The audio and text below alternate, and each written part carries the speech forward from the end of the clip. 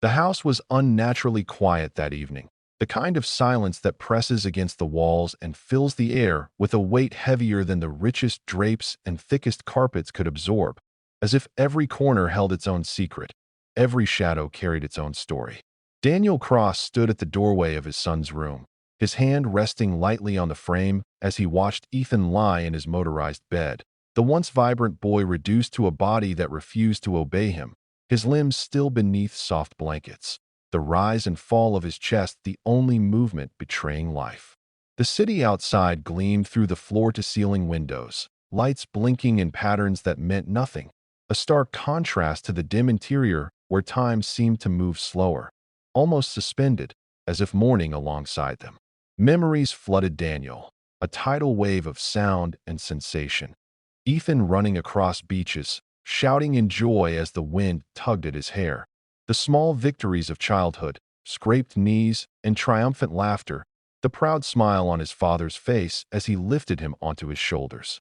Those memories now felt like whispers from another life, a cruel echo of what had been, and Daniel could feel a tight knot of guilt and helplessness settle in his chest. Doctors had delivered their verdicts with clinical precision: severe spinal trauma, permanent paralysis, phrases that sounded like sentences rather than medical observations, and Daniel had spent months oscillating between denial, despair, and frantic attempts to reclaim control over a life that had shifted in a moment. Money had bought the best specialists, the most advanced equipment, a network of therapists who whispered promises of progress, but none of it could give him the peace he craved, the assurance that his son was safe when he wasn't watching, the knowledge that the world beyond those walls could be trusted. Recently, small inconsistencies had begun to gnaw at him, subtle disturbances that set his instincts on edge, items slightly out of place, unexplained marks on Ethan's skin, the way his son's eyes would widen, a flicker of anxiety, whenever Marta, the cleaning lady, entered the room, her usual cheerful smile briefly faltering. Daniel told himself repeatedly that he was being paranoid, that grief and fear were warping his judgment, but the same intuition that had built his empire whispered relentlessly that something was amiss, that even the most meticulous household could hide secrets behind polite smiles and quiet footsteps. Driven by a need for certainty, he had taken steps few would dare. Tiny cameras hidden behind smoke detectors, picture frames, and the spines of books, all strategically placed to monitor the hallways and Ethan's room without disturbing anyone or revealing their presence. He told himself it was for protection, a precaution to ensure that no one crossed boundaries, that his son's vulnerability was never exploited, yet deep down he feared what he might uncover, the thought gnawing at him late at night as he stared at Ethan's unmoving figure. That afternoon, the tension that had been building for weeks reached a breaking point. Daniel left for the office, but his mind refused to follow him. He navigated meetings with the ease of a man trained to compartmentalize, yet every contract signed, every deal closed, seemed hollow, overshadowed by the gnawing curiosity and dread at the back of his mind. By late afternoon, unable to resist, he excused himself to his private office, a glass-walled sanctuary that once made him feel untouchable and powered on the live feed. The first few minutes offered little. Marta moved efficiently, humming softly, the room appearing ordinary, Ethan lying still and quiet as if asleep, but the unease in Daniel's chest only deepened. Then the feed shifted to Ethan's room as Marta entered alone and closed the door gently behind her, unaware of the hidden lens. Daniel leaned closer, his pulse quickening as he saw her movements, hesitant at first, adjusting blankets, straightening pillows, speaking softly to his son in a tone that seemed, for a brief moment, almost too stern.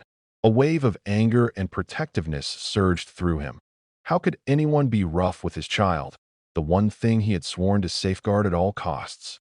Yet as he continued watching, the scene shifted, subtle but undeniable. Marta's hands relaxed, her gestures softened, and she reached into her apron pocket to pull out a small, worn object, a wooden whistle carved crudely yet with evident care. Ethan's eyes flickered with recognition, a mix of confusion and something else, something Daniel could not immediately name. Trust, hope, maybe even joy. Marta guided his hands over the whistle, showing him how to hold it, her voice now gentle, soothing, telling a story Daniel had never heard, about a boy who, despite his immobility, could make his voice heard, call out into the world, and be answered. Daniel's chest tightened as tears welled in Ethan's eyes, the first genuine emotional response he had witnessed since the accident, and he realized that Marta's actions, initially misinterpreted through his fear, were acts of compassion and courage, quiet rebellion against the helplessness he had always felt pressing on them. Every minute captured on the hidden cameras revealed nuances he had overlooked: the tenderness with which she adjusted his blankets, the way she whispered encouragement, the careful attention to his comfort, and the secret ritual of hope she had created for a child confined to stillness. Daniel sank into his chair, conflicted, shame intertwining with relief, understanding that his protective instincts had led him to suspect cruelty where only care existed, yet also recognizing that the cameras had given him a glimpse of something far deeper, something he had been too absorbed in guilt to notice: the profound impact of kindness. The invisible threads of trust being woven in quiet moments when no one was watching, and the realization that love and protection sometimes came in forms he had never imagined: quiet, patient, and unwavering even in the simplest gestures. In that moment, Daniel understood that this was only the beginning, that what he had captured was not merely a lesson in vigilance, but a revelation about human connection, resilience, and the unexpected ways in which courage manifests, leaving him both humbled and inspired, a father learning anew how to watch over his son without suffocating the fragile sparks of hope that, against all odds, refused to die. The next morning arrived with the soft hum of sunlight slipping through the heavy curtains, casting long golden stripes across the marble floors of the Cross estate. Yet the warmth outside did little to ease the tension inside. Daniel awoke with a restless mind, images from the previous evening replaying relentlessly: Marta's careful hands, Ethan's astonished expression, the whistle resting like a fragile talisman in his son's small palm. Breakfast was silent, the staff moving around efficiently, aware of their routines, but seemingly oblivious to the undercurrent of unease that had settled over the household.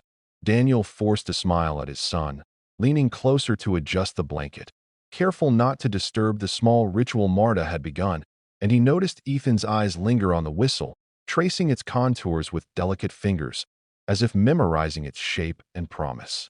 Daniel left for the office again, but the commute felt heavier this time, his thoughts chained to the images he had witnessed, replaying each gesture and whisper, questioning what else he might be missing.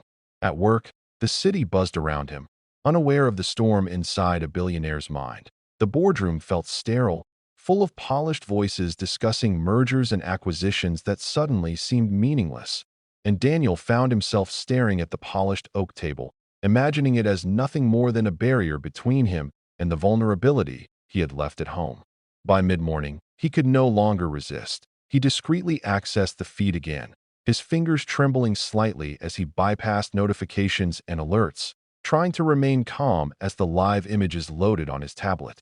Marta had entered Ethan's room again, moving with a quiet efficiency that now seemed almost ritualistic, a rhythm Daniel could read like a language he had never known, each movement intentional, deliberate, as if she were conducting an invisible orchestra with his son at the center. She knelt beside Ethan's bed, whispering words Daniel could barely make out, but her tone was unmistakably gentle, coaxing his son into small motions he had previously refused, guiding his hands over the whistle, demonstrating a slow, methodical breathing technique. And Daniel's heart clenched as he realized that the woman he had almost distrusted was, in fact, teaching Ethan independence in subtle, patient ways. Daniel's mind raced with questions. Who had given her the whistle? Why had Ethan never mentioned these lessons? And more importantly, what had she experienced in her life to bring such determination and kindness to a child who could not move as others did? The camera captured her adjusting his pillow, the way her hand lingered briefly on his shoulder as she whispered encouragement, and for a moment, Daniel allowed himself to imagine her life outside these walls, the sacrifices she must make, the careful choices to remain unnoticed yet essential, a silent guardian in a world that often overlooked the quiet acts of courage. He noticed Ethan trying to blow the whistle, his cheeks puffed, lips trembling, the sound faint and uneven, Yet in it was a defiance Daniel had not thought possible, a voice rising in small rebellion against the silence that paralysis had imposed, and tears he had tried to suppress threatened to fall as he watched. Marta's eyes glimmered as she encouraged him, a mixture of pride and tenderness, and Daniel realized that she was offering something more than comfort. She was giving his son a tool to reclaim agency, even if just in tiny increments, and he felt a swell of gratitude that conflicted with the pang of guilt for ever doubting her. Time seemed to bend around the camera feed, the minutes stretching endlessly as he observed her, every whisper, every gentle touch, every careful correction a lesson in empathy, patience, and unspoken love. Daniel's phone buzzed with messages from colleagues, but he ignored them, unable to tear his attention away from the intimate choreography unfolding in Ethan's room. Then, Marta's expression shifted. She glanced toward the door as if sensing someone approaching. Though no one was there, her instincts honed to caution born from years of navigating lives that weren't hers to command. She returned her attention to Ethan, but Daniel noticed the subtle tension in her shoulders, the quiet vigilance that suggested she carried secrets beyond what he had imagined, an untold story hidden beneath the uniform of a cleaning lady. Ethan's laughter broke through, small and fragile, yet in it was triumph, a sound Daniel had feared he would never hear again, and the sight forced him to confront his own limitations. Money, power, and control could never replace the gentle guidance of someone who cared without expectation, someone willing to invest time, patience, and empathy where the world had offered indifference. Daniel realized that the cameras, which he had intended as instruments of surveillance and protection, had become mirrors reflecting not his fears but the truth. Acts of kindness could be quiet, unheralded, and yet transformative, capable of coaxing life and hope into even the most confined spaces. As Marta finished guiding Ethan through another round with the whistle, she lingered for a moment, brushing back stray hair from his forehead, and Daniel's chest tightened with emotion he could neither name nor fully contain. The camera captured her standing, smoothing her uniform, and exiting the room with the same careful steps she had always taken, leaving Ethan staring at the whistle, eyes wide, a small smile tugging at the corners of his mouth. Daniel sat back, exhausted yet exhilarated, understanding that the footage had revealed more than behavior. It had revealed intention, heart, and the subtle ways human beings could intervene to restore dignity and courage in a life that had been abruptly altered. In the hours that followed, he wrestled with conflicting impulses, to confront Marta, to thank her, to demand explanations. Yet he feared disrupting the delicate balance she had created, the trust she had nurtured in his son, and so he remained silent, observing, learning, and planning how to ensure that this sanctuary of small victories could continue undisturbed. He reflected on his own role, the mistakes made in haste and fear, the judgments cast too quickly, and the realization settled in that protection did not always mean control. Sometimes it meant observation, understanding, and the humility to recognize when others could do what he could not. As evening approached, the feed showed Ethan attempting to blow the whistle again, stronger this time, his confidence growing, and Daniel, hidden behind glass walls in a world of corporate machinations, allowed himself a rare moment of clarity. The true power of vigilance was not in suspicion, but in witnessing the quiet acts of bravery and love that transformed lives without fanfare. And in that moment, he began to understand the profound gift Marta had brought into their home, a lesson far richer than any fortune could ever provide. The following day carried a weight that neither sunlight nor the bustling activity of the mansion could alleviate. Daniel awoke with a tightness in his chest, a mix of anticipation and unease that had settled into his bones since discovering Marta's secret gestures. And even as the household staff moved about in familiar routines, there was a tension in the air that only he seemed to notice, an almost imperceptible vibration, as if the walls themselves were aware of what had been revealed. He lingered at Ethan's door for longer than usual, watching his son's small, fragile movements with a sharpness honed by fear and love, noticing how the boy's fingers clutched the wooden whistle, turning it over and over with a mixture of curiosity and emerging confidence, a small ritual that seemed to anchor him in the space where paralysis had threatened to erase his sense of self. Daniel felt a mix of pride and vulnerability, realizing that this fragile object, carved crudely yet imbued with meaning, had become a conduit not only for communication but for courage, and he wondered how many moments had passed unnoticed, how many tiny victories had been quietly earned in the absence of his watchful eyes. The cameras he had installed, meant to reveal wrongdoing, were instead revealing the extraordinary care and patience required to nurture hope in a body constrained by fate, and Daniel found himself both humbled and unsettled, grappling with the complexity of trust and the hidden lives of those he employed. Marta entered the room shortly after breakfast, moving with the same measured efficiency, but this time Daniel observed nuances he had missed before. The way she paused to ensure Ethan's alignment in the bed, the small adjustments to the blanket that seemed minor yet carried profound implications for comfort and dignity, the subtle eye contact she shared with Ethan as if communicating a silent message that he was safe, valued, and capable.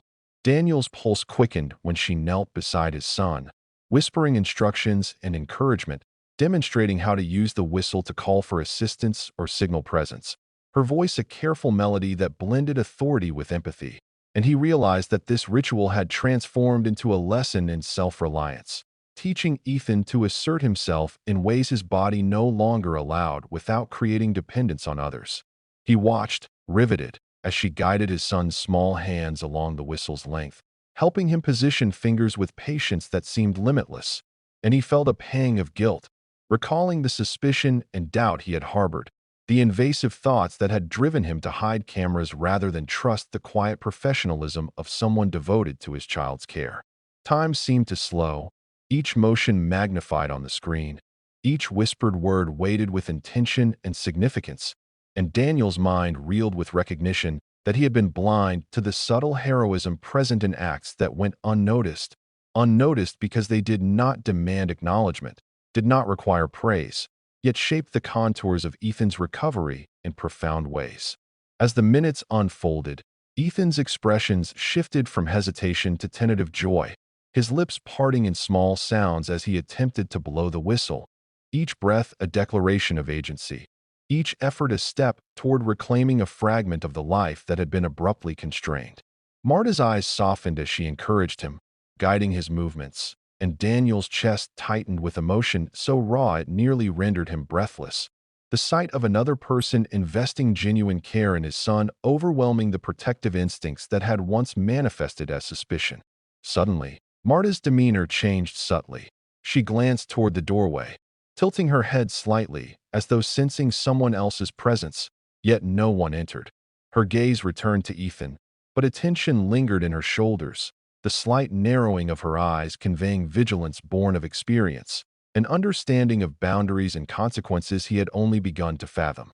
Daniel observed in stunned silence as she repositioned Ethan's blanket, checked the bed controls, and whispered reassurance, a symphony of micro-movements that reflected a lifetime of intuition, training, and compassion, and he marveled at how seamlessly she balanced authority and tenderness, control and freedom, in a way that transcended instruction and entered the realm of art.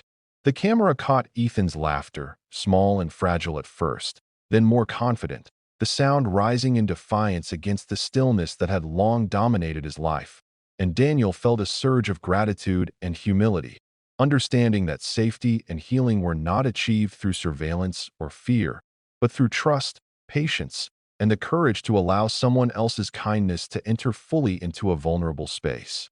Moments later, Marta withdrew slightly, allowing Ethan to experiment alone with the whistle, guiding only when necessary. And Daniel's heart swelled with recognition that autonomy, even in its smallest forms, was being nurtured deliberately, a testament to her vision and commitment, and he realized that her role extended far beyond cleaning or maintenance. She had become a mentor, a guide, a quiet architect of resilience. Daniel's reflections grew deeper, contemplating the nature of human connection and protection. How often had he conflated control with care, suspicion with vigilance, and how frequently had he overlooked the profound impact of empathy expressed without fanfare? The feed revealed small details that might have gone unnoticed by the untrained eye. The careful positioning of a cushion to prevent discomfort, the subtle modulation of her voice to elicit confidence, the reassurance in a glance that communicated safety. and Daniel understood that these nuances were as vital to Ethan's recovery as any therapy, any expensive treatment, any medical intervention he could purchase.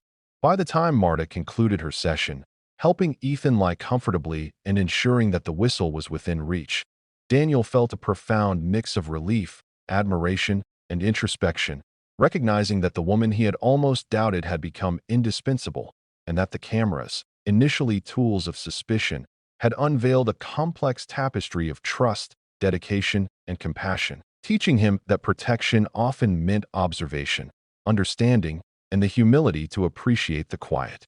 Heroes in life.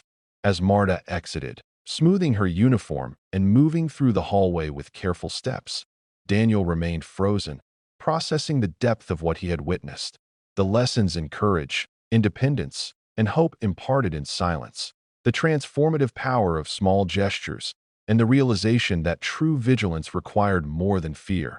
It demanded discernment, empathy, and the willingness to see beyond appearances, to recognize the extraordinary in the ordinary.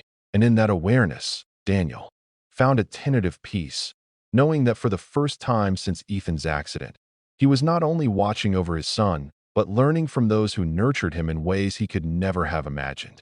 The evening descended quietly over the Cross estate, the sun casting long amber streaks through the grand windows, painting the polished floors in hues of fire and shadow, and Daniel sat in his study, unable to focus on the mundane tasks that normally occupied his mind. The events he had witnessed over the past days replayed in endless loops: Marta's careful hands, Ethan's fragile but growing confidence, the tiny wooden whistle that now seemed more than an object. It was a symbol, a conduit for hope and resilience, a secret past between caretaker and child that Daniel had never imagined could exist in a world ruled by fear, suspicion, and the cold logic of wealth. He had tried to distract himself with reports, phone calls, and emails, but each moment of silence seemed louder than the last, echoing with questions he could not answer, doubts he could not erase. Finally, unable to resist, he accessed the live feed once more, his pulse quickening as he watched Marta enter Ethan's room carrying a tray with a small cup of tea and a plate of cut fruit, her movements deliberate, her posture calm, the very picture of unassuming competence. Yet Daniel's trained eyes noted subtleties that betrayed the depth of her care. The slight hesitation before placing the tea within reach, the meticulous arrangement of the fruit so Ethan could eat with minimal effort, the gentle adjustment of his pillow to prevent strain on his neck. She knelt beside him, her voice soft, guiding him through each action, demonstrating patience that seemed infinite, correcting his grip on the cup without condescension, and Daniel felt a wave of emotion that made his chest tight. This was not mere caregiving. This was artistry in compassion, a choreography of empathy designed to restore not just comfort, but dignity and self-reliance. And it struck him that he had never considered the depth of human kindness in such deliberate detail. Ethan's eyes, wide and attentive, followed every movement, reflecting curiosity, trust, and the subtle awakening of independence. And Daniel realized that what he had once viewed as fragility was slowly giving way to resilience, nurtured not by expensive therapies or cutting-edge equipment, but by the patient, tender, and courageous intervention of someone who truly understood how to see a child beyond his limitations. As she encouraged him to sip his tea and nibble at the fruit, she spoke of small victories, of trying again even when failure seemed inevitable, and Daniel's heart clenched, recognizing that these words, these gestures, carried lessons that no amount of money could buy, lessons about perseverance, courage, and hope, lessons that his son desperately needed to hear and embody. Marta paused mid-motion, glancing toward the door as if expecting someone, then shook her head subtly and returned her attention to Ethan, her eyes scanning him with meticulous care, adjusting the blanket, gently repositioning his hand on the whistle, whispering encouragement and instruction in a voice that was firm yet warm, balancing authority with reassurance in a way that seemed both instinctual and deliberate, as if every movement and word had been honed over years of unseen practice. Daniel's eyes lingered on the scene, absorbing the intricacies, the careful timing of her speech, the way she encouraged independent movement, the tiny but deliberate gestures that conveyed safety and empowerment simultaneously. and he felt both admiration and guilt, for the doubts that had prompted the hidden cameras now seemed petty in the face of such devotion. Time stretched as he watched Ethan attempt to blow the whistle again, the sound growing stronger, his face alight with pride and surprise at his own success. And Daniel realized that this simple instrument had become a lifeline, a tool for asserting presence and demanding attention, a method for reclaiming agency in a body that had been robbed of motion, and that Marta had understood this instinctively, acting without instruction or expectation, guided solely by insight and empathy. As she guided him through exercises designed to strengthen his hands and fingers, she spoke softly of persistence and courage, recounting small stories that Daniel could barely hear, but could feel in the rhythm of her gestures, the intensity of her gaze, the patience that never wavered even when Ethan faltered or became frustrated. He noticed the subtle ways she communicated without words, the slight tilt of her head, the careful positioning of her body, the light touch on his shoulder or arm, all signaling reassurance and guidance. And Daniel marveled at the depth of understanding required to transform fear into confidence, helplessness into initiative. Suddenly, Marta paused and reached into the tray once more, pulling out a small notebook filled with sketches and simple instructions, and handed it to Ethan, demonstrating new exercises and guiding his fingers along each mark, a silent teacher imparting wisdom through touch and example. Each page a roadmap to growth and self-expression that Daniel had never imagined could exist in such a quiet, private ritual. Ethan's expression shifted between concentration and joy, his lips forming a small, determined smile as he followed her instructions, and Daniel's chest swelled with a mixture of awe and humility, realizing that the woman he had almost doubted had become indispensable, shaping his son's recovery in ways that were invisible to the world yet transformative in their impact. As she stood to leave, straightening her uniform, adjusting the blanket one last time, and giving a soft nod to Ethan, Daniel felt a profound wave of clarity. Protection was not in surveillance or suspicion, but in understanding, trust, and the courage to allow someone else's compassion to work its quiet magic. And in that moment, he vowed silently to honor the gift Marta had given them, to support her without intrusion, to allow the small miracles of her care to continue uninterrupted. The cameras, once instruments of fear and control, had revealed not danger but devotion, not malice but courage, and Daniel understood, in a way that resonated deeply in every fiber of his being, that sometimes the greatest protection was simply to witness, to trust, and to recognize the extraordinary in the ordinary, and that through Marta's care, Ethan's world, though constrained by the accident that had reshaped it, was slowly being reclaimed, moment by moment, with patience, love, and unwavering dedication. The following morning, a calm settled over the Cross estate.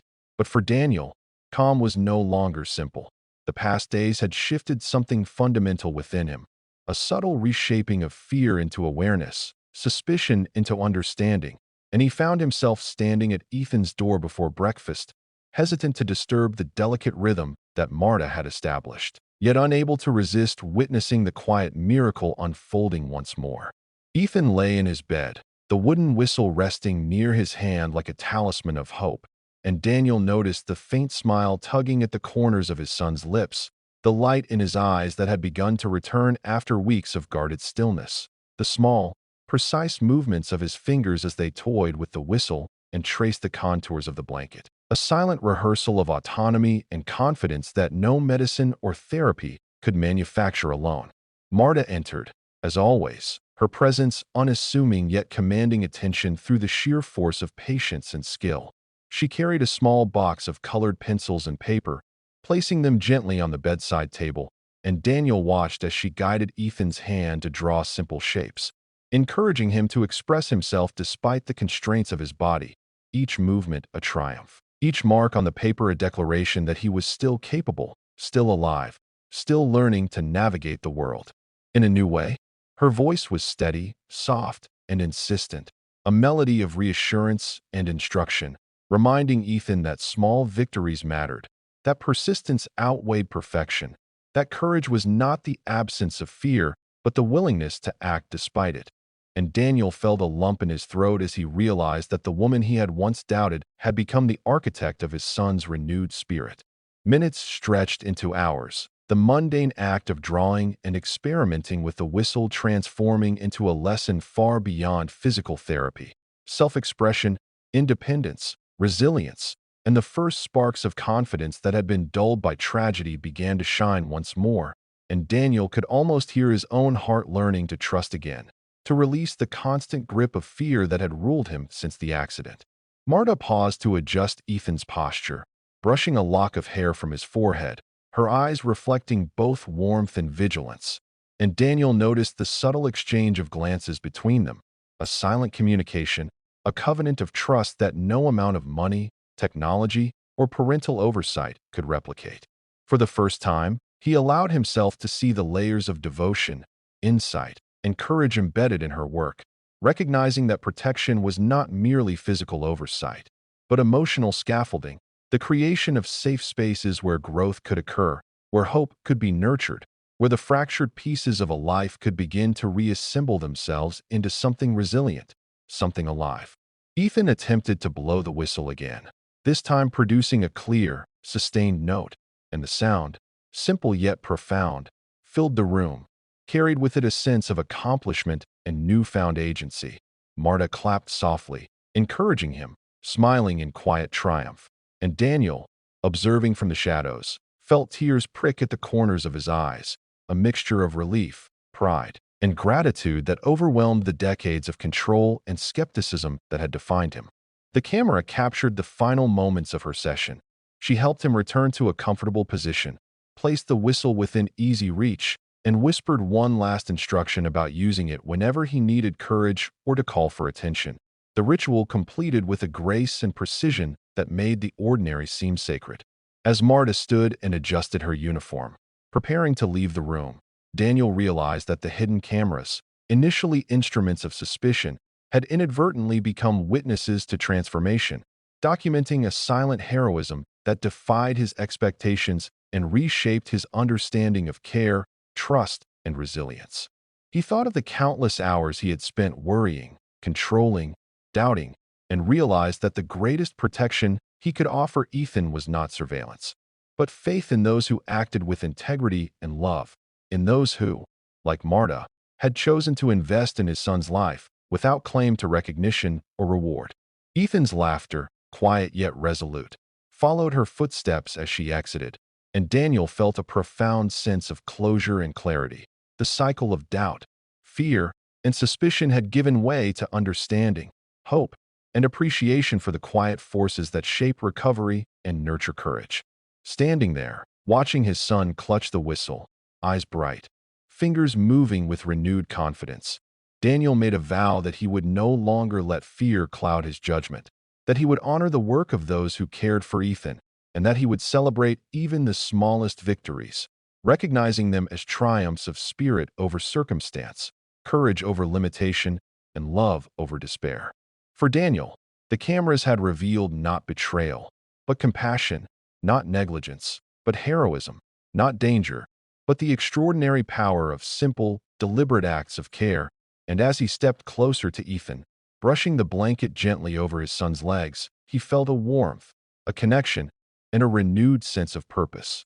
To protect, yes, but also to trust, to learn, and to witness the profound resilience of the human spirit, understanding at last that true guardianship was not about control or surveillance, but about creating the space for hope to flourish, for courage to grow, and for love to manifest in the quiet, unseen moments that ultimately define a life.